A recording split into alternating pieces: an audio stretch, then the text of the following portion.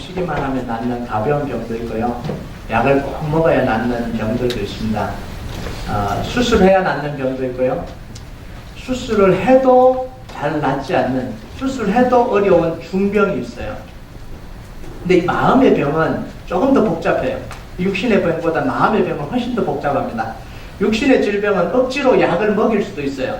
억지로 수술대에 눕혀서 잘라낼 수도 있어요. 억지로 할 수도 있는데, 이 마음은요, 자기 마음을 열지 않으면 다른 사람이 억지로 할 수 없는 거예요. 그게 마음의 병입니다. 지금 이스라엘 백성들은 몸과 마음이 병들었는데 어느 수준이냐면 중병에 걸렸습니다. 완전 중병에 걸렸어요. 바벨론에 포로 생활하면서 자기 것을 다 잃어버렸습니다.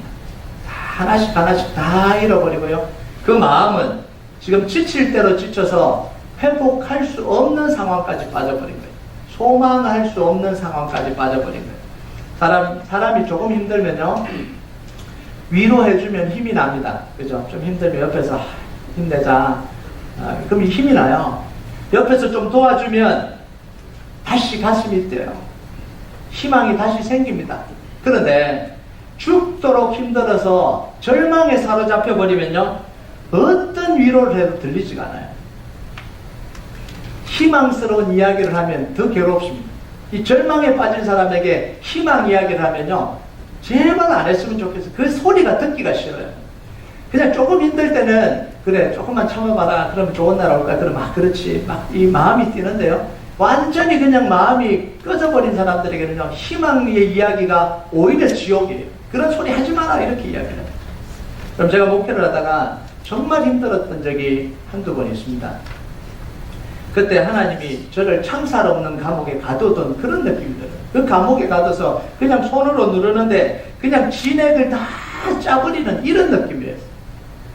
앞은 캄캄하고 출구는 보이지 않고요. 아무리 노력해도 상황은 변하지 않았습니다. 앞으로도 변할 것 같지 않고, 이게 사람을 미치게 만들더라고요. 노력하면 앞으로 좀 될 것 같다는 생각이 들면 좀 괜찮은데, 앞으로도 이게 깜깜하고 안 보이니까요. 잘못하다가는 이 여기서 후성생을 다 보내고 늙고 병들어서 죽겠구나, 이런 생각이 드는 거예요. 제가 그때 뭐 30대였는데요. 여기서 늙고 병들어 죽겠구나, 이 생각까지 들었어요. 그 뭐 말 다 한 거 아니에요. 지금 되돌아보면요, 그때 저희한테 심한 우울증이 찾아왔던 때인 것 같아요. 심하게 우울증이 찾아왔어요.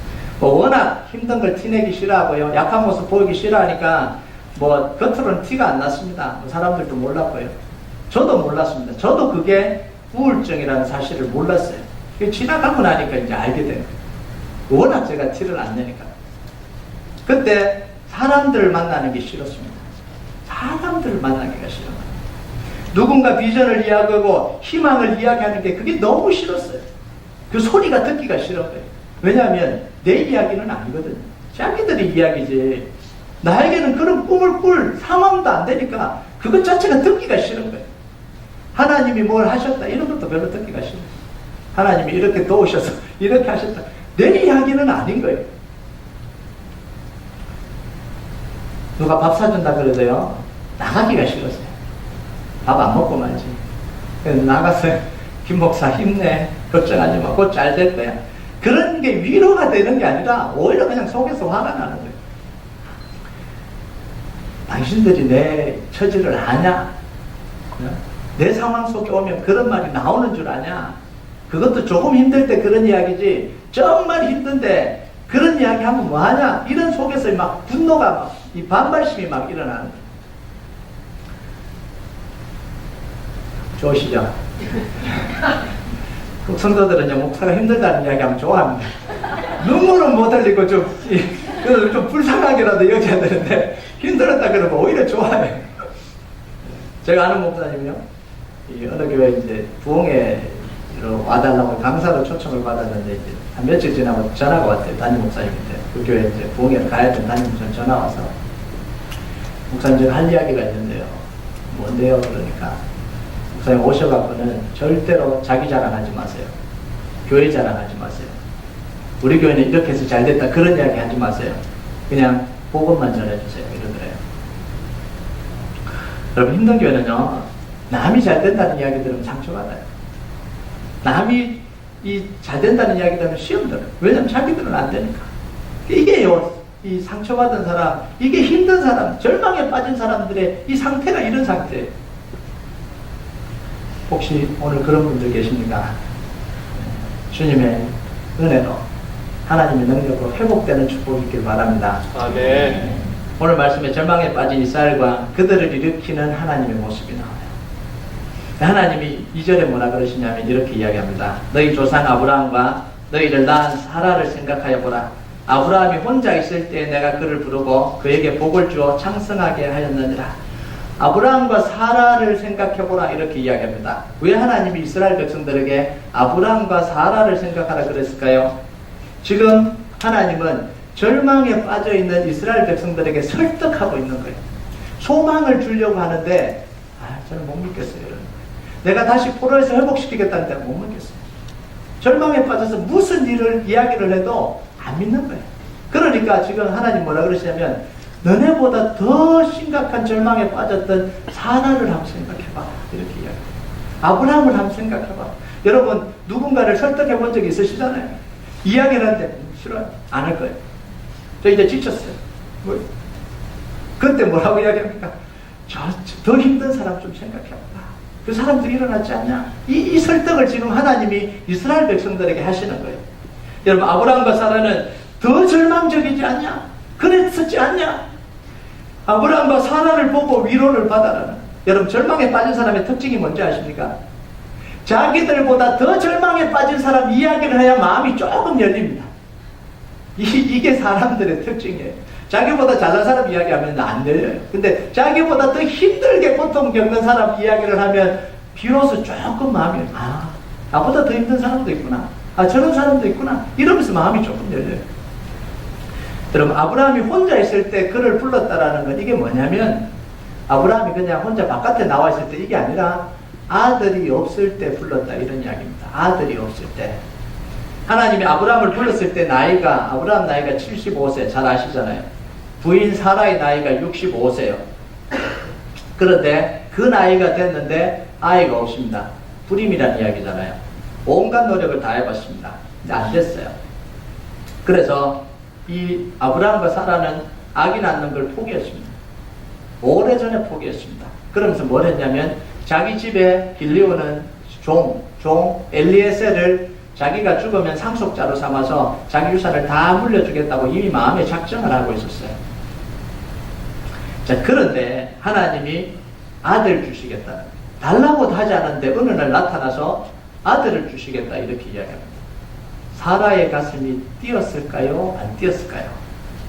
65세의 사라의 가슴은 뛰었을까요? 안 뛰었을까요? 아마 좀 뛰었을 거예요. 뭐 내가 달라고 한 것도 아니고 갑자기 하나님 와서 그럴 수도 있겠다 이런 생각을 안 했겠습니까? 그래서 제가 인터넷을 찾았지 않습니까? 최고령 임신 나이 딱 치니까 65세 독일. 네. 한 번 더 딱 치니까 78세 중국. 그래서 제가 중국은 뺐어요. 중국 데이터는 별로 안 맞거든요. 이 주민등록도 잘 안 하고 이래갖고 65세까지는 되는구나. 이게 실제니까. 그래서 하나가 좀 관심을 좀 가지고 알면 하잖아요. 65세 되신 우리 집사님들. 네. 아직도 희망이 있습니다. 희망을 놓지 마시고. 네. 하나님이 해주신다고 그랬으니까 아내가 좀 나이가 많아도 되지 않을까 이런 생각을 안 했겠어요. 그런데 시간이 지나자 역시예요. 시간이 지났는데 역시 안 되는 거예요. 현실이 자기 희망을 비웃어 버렸습니다. 희망을 가졌는데 현실은 차갑게 자기를 외면했어요. 아들을 가질 수 있다는 희망을 품었던 자기가 부끄러울 정도였습니다. 그럼 그렇지. 내가 참 바보같이 그런 희망을 품었네. 그 자기가 놔둬본 거, 이 나이 돼서 내가 그런 희망을 품었네. 이 놔둬본 거 아니에요. 그래서 하나님께 뭐라고 이야기했냐면 하나님 아들 안 주셔도 괜찮습니다. 이제 하나님을 위로하는 거예요.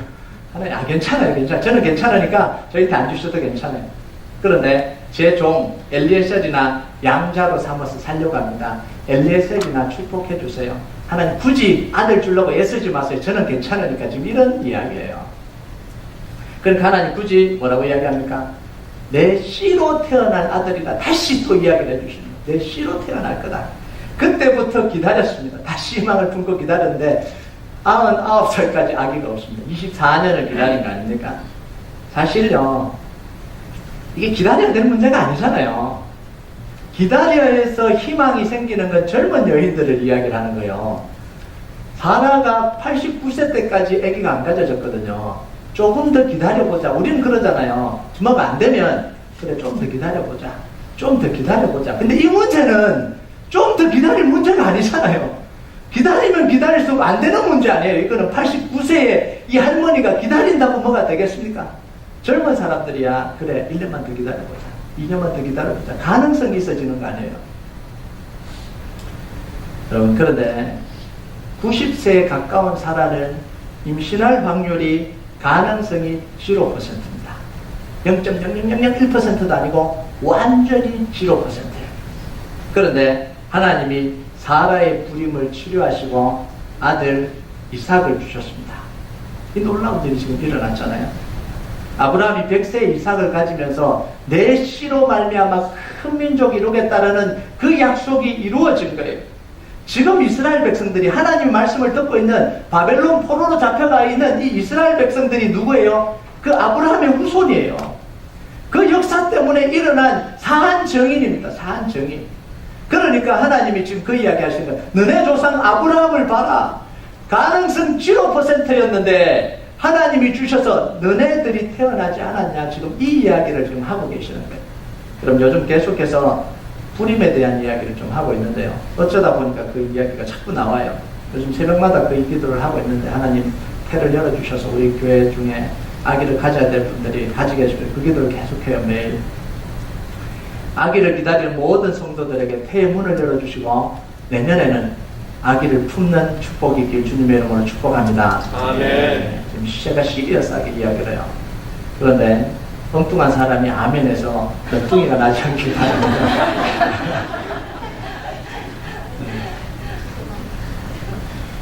우리 권사님 임신하면 70대에 나시는 축복이 또 권사님 중에 한 분이 이제 아들이 결혼을 했어요. 근데 며느리가 들어왔는데 며느리가 임신을 못합니다. 근데 마음이 급하잖아요. 이 권사님이 참 믿음이 좋으신 분이었어요. 그래서 이제 마음속에 막 기도하면서 주일날 예배 끝나고 목사님께 안수기도 받으면 이 임신을 하겠다 이런 마음이 들어요. 그런데 이 며느리는 신앙이 없어요. 별로 믿어지지 않아요. 설득을 하는데 설득을 안 하다가 며느리가 한 번만 가서 기도하자. 기도 안 받아요. 그래서 억지로 해서 주일날 끝나고 갔어요. 그래서 끝나고 이제 예배 끝나고 이제 담임 목사님께 가서 기도를 받는 목사님 기도해. 올해는 태의 문을 열어주셔서 아기가 생길 줄 믿습니다. 며느리는 말통하고 옆에 있는 시어머니가 아멘. 그리고 1년 지나고 진짜 아기가 가졌었어요. 근데 며느리가 아니라 시어머니가 얘기했어요. 아멘.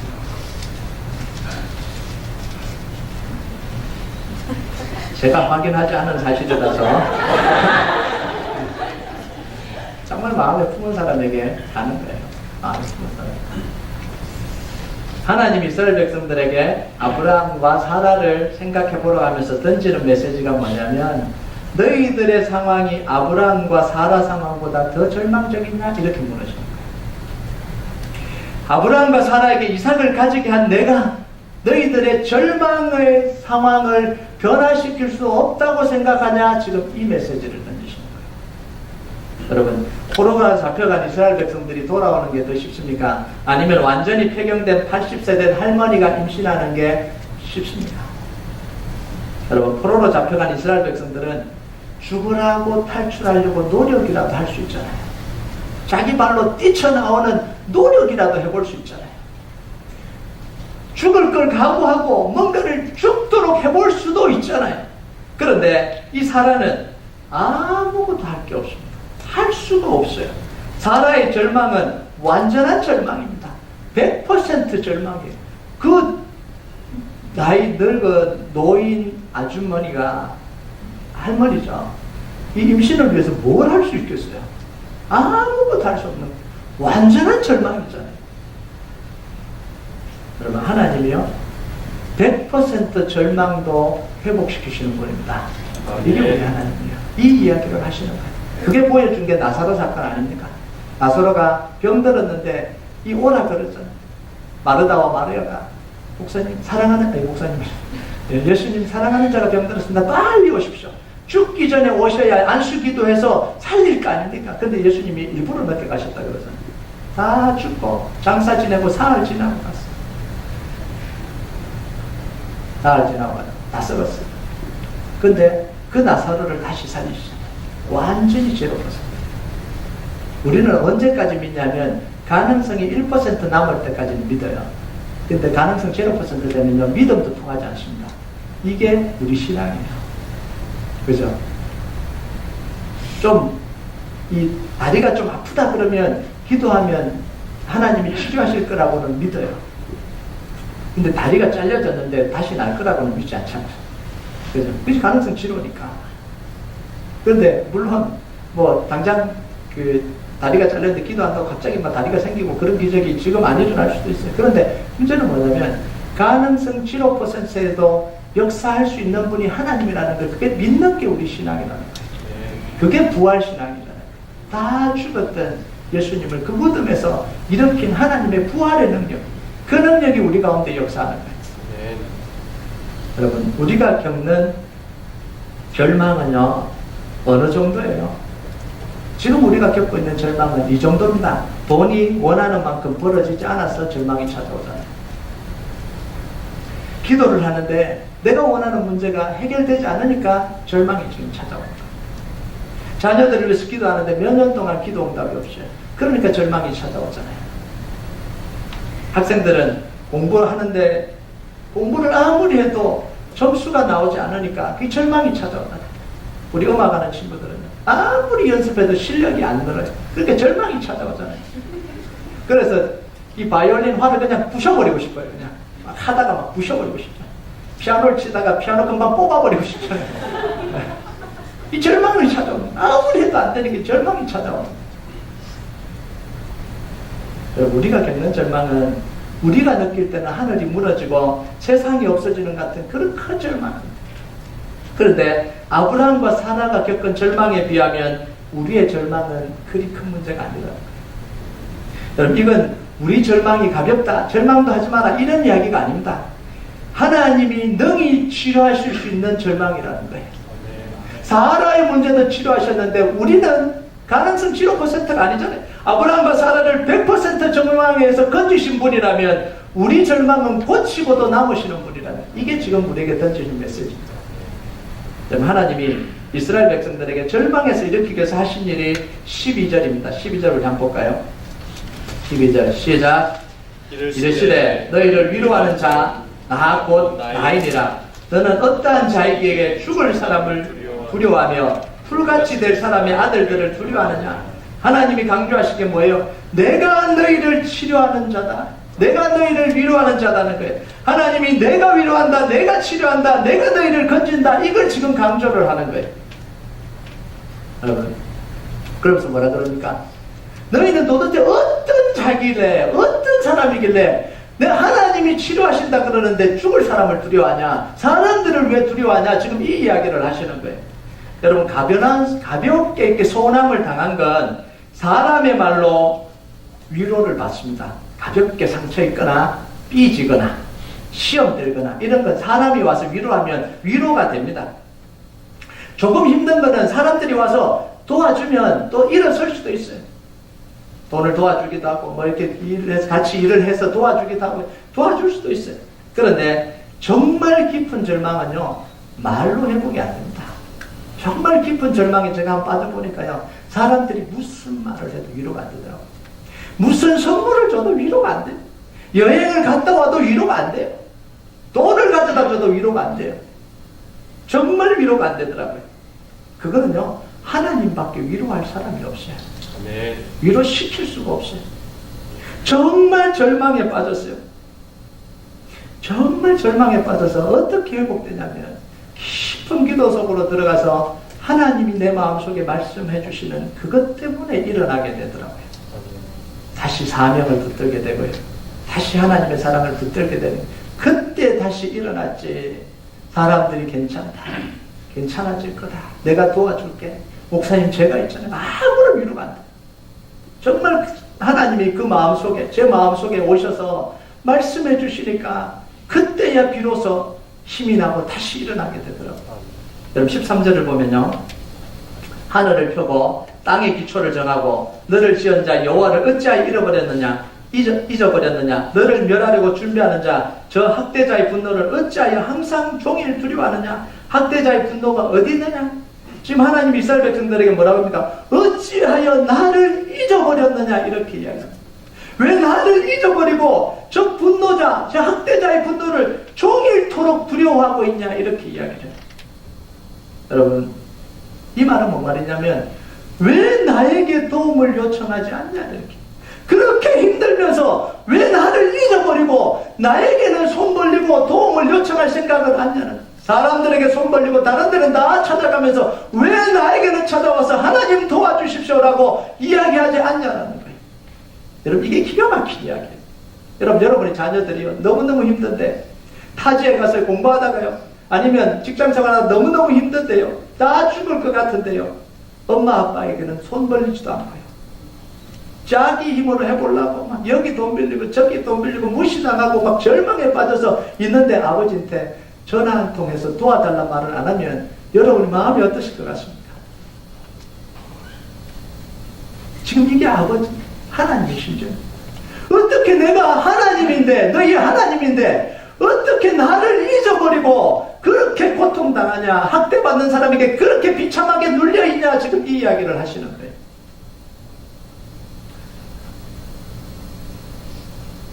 여러분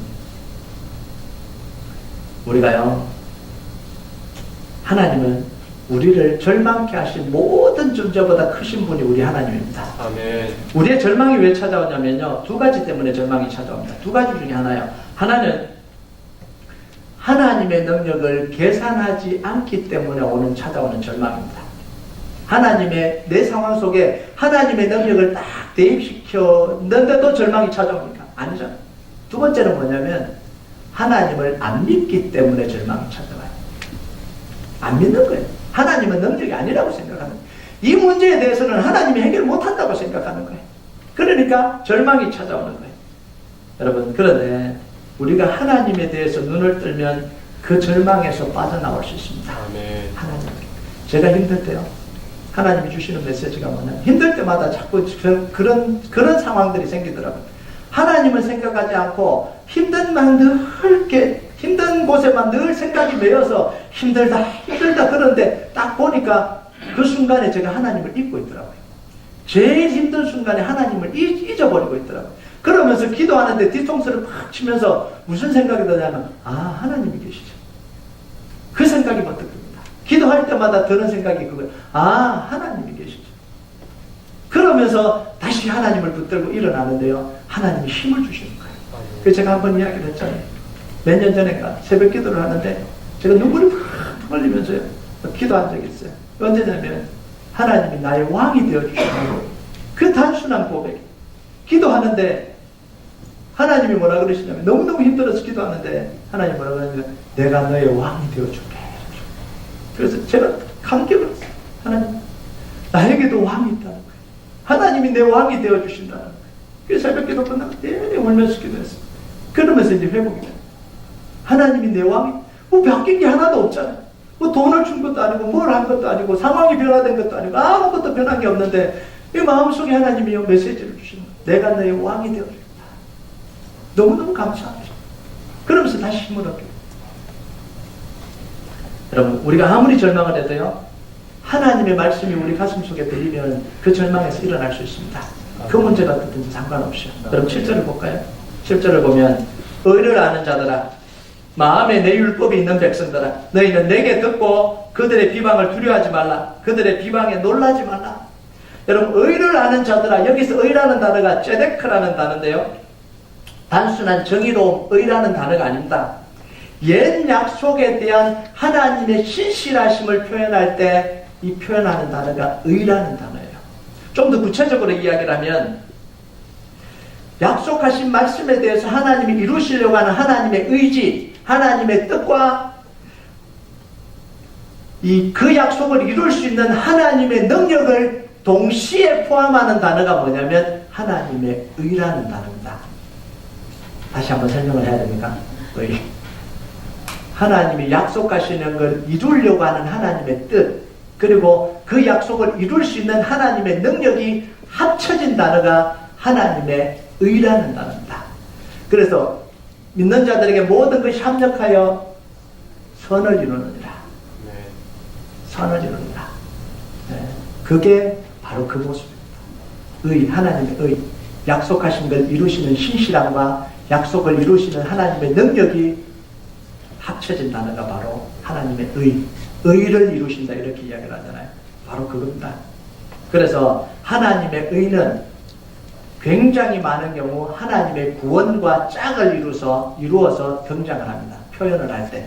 그래서 하나님의 이 의는 제데크라는 단어고 하나님의 구원은 예슈아라는 단어입니다. 이 단어가 같이 등장할 때가 굉장히 많아요. 그래서 이제 풀어보면요. 이 하나님의 의를 아는 자들은 뭐냐면 하나님의 신실하심과 구원을 믿는 자들 이런 뜻입니다. 그리고 마음에 내 율법이 있는 백성들은 하나님의 약속의 말씀을 자기 가슴 속에 품은 사람 이런 이야기예요. 정리하면 이렇습니다. 하나님의 신실하심과 구원하심을 믿고 하나님의 약속의 말씀을 가슴 속에 깊이 품고 살아가는 사람, 그 사람에게는 절망이 올 수 없다 이런 이야기예요. 여러분 보세요. 그 다음 말이 뭐예요? 너희는 내게 듣고 그들의 비방을 두려워하지 말라. 그들의 비방에 놀라지 말라. 너희는 내게 듣고는 뭐냐면 우리 마음속에 심겨진 하나님의 말씀의 소리를 들으라 이런 이야기입니다. 바깥에서부터 들려오는 온갖 비방과 욕설과 절망의 소리가 들려오는데 그 소리에 귀를 기울이지 말고 하나님이 우리 마음속에 심어놓으신 하나님의 신실하심과 능력과 이루시는 그 능력의 말씀의 소리를 들으라 이런 이야기예요. 여러분 우리가 하나님의 약속의 말씀으로 우리 가슴에 채우면요 위기의 순간에 하나님의 이 말씀이 강력하게 우리 속에 들려옵니다. 강력하게 들려와요. 아무리 밖에서 소리가 우리를 삼키려고 해도요 아무리 강한 소리가 바깥에서부터 들려와도 우리 안에 심겨진 이 하나님의 말씀이 우리에게 더 강하게 말을 합니다. 그 소리 듣지 마라. 그 소리 듣지 마라. 내가 너와 함께한다. 그 절망의 소리 듣지 마라. 비방의 소리 듣지 마라. 충동하는 소리 듣지 마라. 내가 너와 함께한다. 그 메시지를 주시는 거예요. 다윗이 바로 이 고백을 했습니다. 다윗이요. 시편 119편 92절 93절 우리 같이 한번 읽어볼까요? 시작. 주의 법이 나의 즐거움이 되지 아니하였더라면 내가 내 고난 중에 멸망하였으리다. 내가 주의 법도를 영원히 잊지 아니하오니 주께서 이것들 때문에 나를 살게 하십니다. 이게 다윗의 인생의 고백입니다. 주님의 법, 이게 뭐예요? 하나님의 말씀이 내 마음속에 즐거움이 안 됐으면 내가 지금 상황 속에 일어나는 이 고난 때문에 나는 벌써 죽었을 거라는 거예요. 바깥에서 들리는 이 소리 때문에 벌써 죽었을 거라는 거예요. 그런데 내가 주의 법도를 영원히 잊지 않으니, 이거 뭐예요? 하나님 말씀을 영원히 잊지 아니하오니 이 말씀 때문에 내가 살았습니다. 이런 이야기. 말씀 때문에 살았습니다. 여러분 보세요. 다윗에게 바깥에서 들리는 소리가 얼마나 많았습니까? 사울왕이 죽이려고 찾아온다. 매일 들었습니다. 사울이 3,000명의 특수부대를 끌고 너를 잡으려고 온다. 가는 데마다 소식을 듣잖아요. 가는 데마다 매번 들리는 거예요. 무서워서 잠을 어떻게 잡니까? 자면 와서 덕칠 텐데 그 소리를 매일 밤 듣는다고 한번 생각을 해보세요. 얼마나 두렵겠습니까? 부하들이 곧 배신할 거다. 이런 이야기 계속해서 들려와요. 너를 배신해서 너를 사울에게 넘겨주고 자기들이 그 공을 세울 거다. 이런 이야기들이 계속해서 들려요. 너는 도망치다가 인생이 끝날 거야. 이런 소리가 계속해서 들립니다. 하나님이 너를 버리셨다. 이 이야기가 계속해서 들립니다. 자기 처지에서 그런 소리가 안 들리겠습니까? 그래서 시편에 보면 뭐라고 이야기합니까? 하나님, 너희 하나님이 어디 있느냐고 악인들이 저를 소리칩니다. 너희 하나님이 어디냐? 그래, 네 하나님이 계신데 네가 이 모양 이 꼴이냐? 계속해서 소리가 들렸다라는 거예요. 여러분, 그런데요, 다윗은 하나님이 약속하신 말씀, 속에 심겨진 그 약속의 말씀을 들으면서 그 모든 소리를 거부했다는 거예요. 그러니까 다윗이 살은 거예요. 조금이라도 약해져서 그 소리에 귀를 기울이게 하면 시작했다고 한번 생각을 해보세요. 다윗이요, 벌써 죽었어요. 여러분, 우리 인생을 살아가면서요, 힘든 때, 경제적으로 힘든 때, 사업이 곤두박질 치고 있을 때, 가정이 힘들어질 때, 신앙이 힘들어질 때, 옆에서 들려오는 소리에 여러분이 귀를 기울였다고 한번 생각을 해보세요. 넌 이제 끝장이다. 너 이제 더 이상 재기하지 못한다. 너 인생이 지금 이게 뭐냐? 10년, 20년에서 지금 이 꼴이냐? 넌 하나님께 지금 저주받는다. 그 소리에 귀를 기울였다고 한번 생각을 해보세요. 우리 인생이 어떻게 되겠습니까? 그런데 그때마다 우리가 살 수 있는 이유가 뭐예요? 우리 안에 계신 하나님이 내가 너와 함께한다. 괜찮다. 내가 다시 일으킬 것이다. 이 메시지를 들으니까 살아갈 수 있는 거예요. 다윗이요, 어떻게 보면 이 사망의 음침한 골짜기, 그 골짜기를 지나가는데도 불구하고 하나님이 다윗을 손으로 보호해 주시는 거예요. 사울이 매일 다윗을 죽이려고 쳤대 하나님이 다윗을 사울의 손에 넘기지 아니하십니다. 상황은 지금 죽을 상황인데 하나님이 다윗을 보호하시고요, 손으로 보호하시고 보자기에 탁 싸서 하나님이 다윗의 인생을 살아가도록 만들어 주십니다. 그리고 보자기를 탁 펼칠 때는 언제? 왕이 돼서 이제 하나님의 뜻을 다 이루는 거예요. 이게 내면에 말씀을 채우고 말씀을 붙들고 살아가는 사람에게 주시는 하나님의 은혜와 축복입니다. 아멘. 그래서 다윗이 뭐라고 합니까? 내가 사망의 음침한 골짜기로 다닐지라도 해를 두려워하지 않을 것은 주께서 나와 함께 계십니다. 주의 지팡이와 막대기가 나를 안위하십니다. 이 고백이 실제적인 고백이잖아요. 아멘. 여러분, 작가 정희진 씨가 있어요. 이 사람이 쓴 책이 정희진처럼 읽기라는 책이 여러 책 중에 한 권인데요. 이 작가가 좀 독특한 작가입니다. 시중에 나온 베스트셀러 책들은 읽지 않아요. 주로 언더그라운드 책이나 이제 뭐 유명하지 않는 좀 책들만 읽어요. 그러면 이제 자기가 읽었던 책들은 이제 요약 정리하면서 자기가 서평을 쭉 쓴 책이 이제 정희진처럼 읽기라는 책인데요. 그 책에서 이 서문을 시작을 하면서 이 사람이 이런 이야기를 합니다. 누군가 나에게 왜 책을 읽느냐고 묻는다면 나는 이렇게 대답할 것이다. 아팠어요. 아파서 책 읽는다는 거예요. 너무너무 아프니까. 사회 현실을 보고 이 사회가 돌아가는 거 보니까 너무너무 아파서 그냥 견딜 수 없어서 책을 읽는다는 거예요. 책을 읽으면 좀 덜 아프거든요. 나에게 책 읽기는 삶에서 발생하는 자극, 상처, 고통을 해석할 수 있는 힘을 줍니다. 책을 읽기는 나에게 치료, 자기를 치료하는 거라는 거예요. 여러분, 저는 이 이야기에 깊이 공감을 합니다. 책은 사람들이 자신의 다양한 경험을 적어놓은 것들이잖아요. 그러니까 그들의 이야기를 읽으면 우리가 다양한 관점에서 인생을 바라보게 되는 거예요. 아, 저렇게 생각할 수도 있구나. 저렇게 힘든 사람도 있는구나. 저렇게 힘든데도 저렇게 나와 똑같은 방식이 아니라 다른 방식으로 접근을 해서 그 문제를 풀어가는구나. 아, 나는 지금 이 당했다고 생각했는데, 나는 저주받았다고 생각했는데 이 사람의 인생을 좀 들여다보니까 아닌 것 같네. 다른 관점으로 내 인생도 보고요, 다른 관점으로 생각도 하고요, 내 생각도 넓어지고 확장이 되는 거예요. 같은 경험을 가진 사람을 만나면 너무 공감이 되는 거예요. 맞다. 그런 생각이. 그 책을 읽으면서 막 속에서요, 막 후련함도 느껴지고요. 아, 그렇지. 그게 힘들었지. 그게 힘들었는데 내가 힘들어하는 게 바로 그 부분이구나. 이런 걸 찾게 되고 만나게 되잖아요. 그러면서 위로가 돼요. 여러분, 유한한 인생을 사는 사람이 자기의 불완전한 경험을 적은 게 책입니다. 자, 그런데 유한한 인생을 사는 사람이 불완전한 경험을 쓴 책도 사람에게 위로가 주고 위안을 주고 위로를 주고 위안을 주고 한 사람의 인생을 바꿔놓기도 하는데, 하물며 영원하신 하나님, 모든 걸 알고 계시는 하나님의 이야기인 이 성경 말씀이 인생을 바꿔놓지 못하겠냐라는 거예요. 여러분, 안 그러세요? 안 그러십니까? 이 책이라는 건요, 완전하지가 않아요. 자기 불완전한 실패했던 이야기, 자기 그냥 경험만 그냥 써놓은 거잖아요. 그거로도 위로가 되는데, 이 땅을 창조하시고 이 땅의 원리를 다 알고 계시고 지금도 역사하고 계시고 지금도 우리와 함께 계신 하나님이 쓰신 이 성경 이야기가 우리를 살려놓지 못하겠냐는 거예요. 우리를 회복시키고 취하지 못하시겠다는 거예요. 여러분, 성경 말씀은요, 단순히 삶의 경험이나 스토리가 아니에요. 세상을 창조하시고 우리를 다스리시고 우리와 함께 계신 하나님이 우리를 향해서 약속을 해놓으신 겁니다. 이루어지도록 약속을 해놓으신 거예요. 약속의 말씀이에요. 여러분, 하나님의 말씀 속에 우리 절망을 치유하는 길이 있습니다.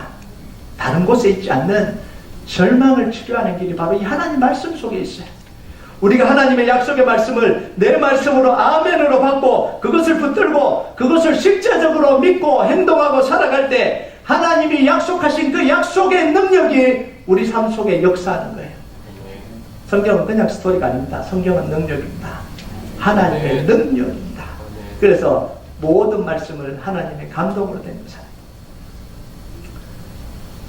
하나님의 능력은 살았고 운동력이 있어서 좌우의 날쌘 어떤 것보다도 예리한 우리 심령과 골수를 찔러 쪼갭니다. 이게 말씀의 능력입니다. 여러분, 그걸 붙들고 살았던 사람, 그 약속을 붙들고 살았던 사람에게는 말씀의 능력을 체험하는 역사가 일어났습니다. 믿음으로 아브라함과 사라는 결국은 불임 치료를 받았습니다. 자기 종을 양자로 삼으려고 그러기도 했고요. 하가를 통해서 이스마엘을 낳기도 했지만 결국은 뭐예요? 결국은 이삭을 얻게 되는 그런 하나님의 역사를 체험합니다. 예수님이 약속을 믿고 실로암 연못으로 내려갔던 이 소경은 눈을 떠서 되돌아옵니다. 여러분, 예수님이 이 소경을 만나서 뭐라고 이야기합니까? 실로암 연못에 가서 씻어라 이렇게 이야기합니다. 그냥 치료해 주신 게 아니라 침을 땅에 바르셔서 진흙을 이겨서 이 소경 눈에다가 칙칙칙칙 발라서 실로암 연못에 가서 씻어라 이렇게 이야기합니다. 실로암 연못은 어디냐면 예루살렘 성에서 제일 아래쪽에 기드론 시내 계단을 내려가야 되는, 소경이 가기에는 굉장히 힘든 그 맨 밑바닥에 이 실로암 연못이 있습니다. 그러면 이 소경을 조롱하는 겁니다. 조롱하는 거예요. 만나서 그냥 얹어서 고쳐주시지 진흙에다가 이 침을 뱉어서 진흙을 이 소경 눈에 바는 것 자체가 지금 그런 거 아닙니까? 그러고는 뭐예요? 정말 가기 힘든 그곳에 가서 실로암 연못에 가서 씻어라 이렇게 이야기합니다. 그런데 그 소경이요, 그 약속의 말씀을 믿고 내려갔더니 결국은 뭐예요? 씻고 밝은 눈을 보았더라. 이게 약속의 말씀을 붙든 사람에게 일어나는 하나님의 축복이에요. 여러분, 하나님의 약속을 믿고 광야로 걸어갔던 이 이스라엘 백성들은요, 광야 40년을 헤맸습니다. 불평도 했습니다. 그런데 뭐예요? 마침내 가나안 땅에 들어갔다. 마침내 40년 만에 마침내 하나님의 약속이 이루어지는 걸 봤다는 거예요. 그 중에 제일 감격스러운 사람이 누구였겠습니까? 갈렙이요. 갈렙. 40년 전에 하나님이 약속했던 그 약속을 잊지 않고 40년 동안, 45년 동안 기다렸다가 뭐예요? 헤브론을 달라고 그러잖아요. 헤브론을 달라고 그러고. 그러고는 그 약속의 말씀을 의지하고 그 헤브론 땅을 점령합니다. 그러면서 마침내 헤브론 땅을 하나님의 능력으로 점령했어요. 젊은 사람도 올라가기 싫어하는, 젊은 사람도 하기 싫어하는 85세 그 헤브론 땅은 하나님의 약속을 말씀을 믿고 갔더니 정복했더라. 이게 믿음의 이야기입니다. 여러분, 14절 이제 마지막으로 볼까요? 결박된 포로가 속히 놓일 것이니 죽지도 아니할 것이요 구덩이로 내려가지도 아니할 것이요 그의 양식이 부족하지도 아니하리라. 여러분, 우리가 잘 보면요, 우리를 절망시키고 침체시키는 모든 것들은 우리 인생 속에서 실제로는 안 일어난 일들입니다. 대부분 포로가 될 거라는 공포감, 포로가 안 돼요. 그리고 포로가 됐으면 영원히 포로로 살 거라는 공포감, 이게 절망을 시키는 거거든요. 구덩이에 빠질 것 같다라는 공포감, 죽을 것 같다라는 공포감, 먹고 살 길이 막막하다는 공포감, 더 이상 이제는 살 길이 없다라는 이 공포감. 그런데 하나님의 약속의 말씀을 품고 살아가면 그런 일은 일어나지 않을 것이다, 이렇게 이야기합니다. 여러분, 이게 하나님의 약속의 말씀을 품고 살았던 사람에게 실제로 일어난 일입니다. 실제로. 여러분, 요셉은 이집트로 팔려가면 죽을 것 같다고 생각했습니다. 형들에게 팔려서 내가 이 어린 나이에 이집트로 가면 나는 죽을 거야, 이렇게 생각했어요. 안 죽었습니다. 그죠? 안 죽었어요. 다윗은 이 도망자가 되면 내 인생이 끝장나고 죽을 거야 생각했습니다. 안 죽었습니다. 우리 인생도 마찬가지예요. 지금 당장 죽을 것 같아요. 지금 돈이 안 벌어져서 죽을 것 같아요. 조금만 지나면 뱅크럽 될 것 같아요.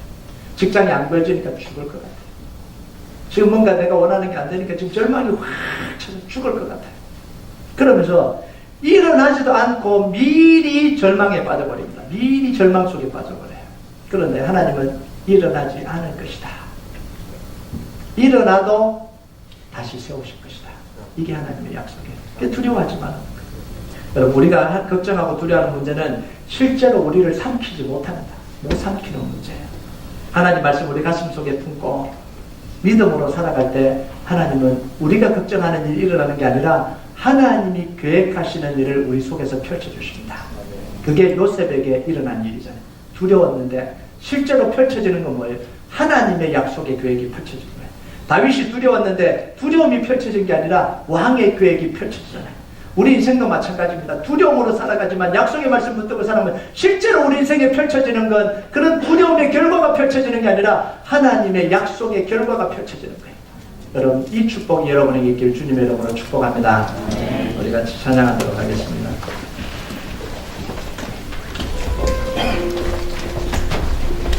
제가 설교를 처음 시작할 때요, 이 찬양이 계속해서 머릿속에 떠올랐습니다. 우리가 살아가다 보면요, 하나님을 향한 신뢰조차도 무너질 때가 있어요. 절망이 찾아오고요. 다시 일어나고 싶지도 않은 그런 순간이 찾아옵니다. 정말 내가 다 죽어버렸다. 열정도 죽어버렸고 내 삶도 다 죽어버렸다고 생각될 때가 있어요. 그때도 하나님이 역사하시면, 하나님 우리를 만지시면 다시 살아납니다. 마리아에게 나타나서 예수님 가지길 가는데 처녀가 어떻게 가집니까? 지극히 높으신 하나님의 영광이 임하고 성령의 능력이 너를 덮으리니 나실 바 거룩한 일은 임마누엘 예수님이라는 거예요. 우리를 덮을 때, 주님의 능력이 우리를 덮을 때 우리를 고치시고 치료하시고 회복시킵니다. 오늘도 우리가 이 찬양을 하나님 앞에 고백했으면 좋겠습니다. 지극히 높으신 주님의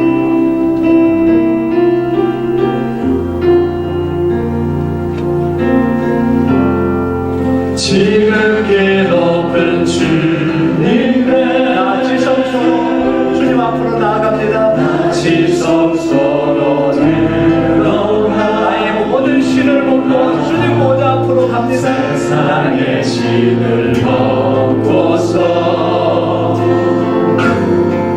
주 보좌 앞에 엎드리니 내 주를 향한